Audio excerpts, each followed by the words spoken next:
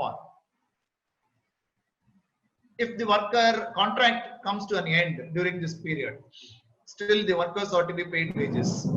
It is not required, in fact, right? See, assume that the contract came to an end by 30th March, and the contract is terminated. Yes, definitely, as per the contract, you can do that. Absolutely, no issues. But my suggestion here would be, since the guidelines are very clear not to terminate even the contract workers, if it is, the best practice would be to extend the contract, even though it is getting ended by 30th March. Please extend it for another 1 month or 1.5 months, so that it can cross over the lockdown period, right? So that I think the employer can have the satisfaction of fulfilling the guidelines issued by the appropriate governments, right? So that is the idea. Again, otherwise, yes, it can, because again the guideline says prior to the announcement of the lockdown, prior to starting of the lockdown period, because I think the lockdown period started by 25th of March.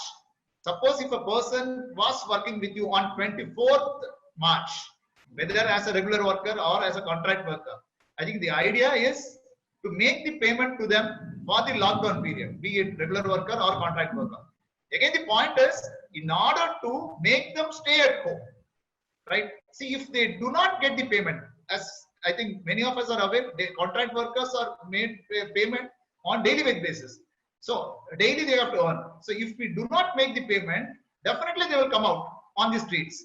See, that is the idea with which the government is insisting to make the payment even during the lockdown period, even if the factory or the industrial establishment, other industrial establishment is not functioning, right? Because the very idea of the social distancing or locking down will get defeated. So that is the idea. But again, the point is, yes, they require money.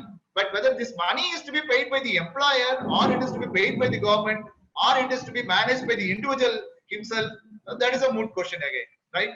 I think that is, again, that is for the court of law to come up. But that is a valid point, I would say. Yeah, we'll move on. If the contractor fails to deploy contract workers at the site, can they be laid off? I think we discussed on this. Again, layoff can be made only through Industrial Disputes Act and the Standing Orders Act, right?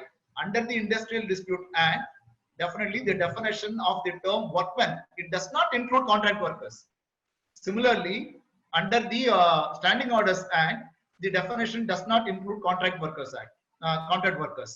Therefore, the contract workers cannot be laid off. Right? It is not possible. Right? Yeah, move on. If the contract worker resigns, can the principal employer accept it? Again, the same.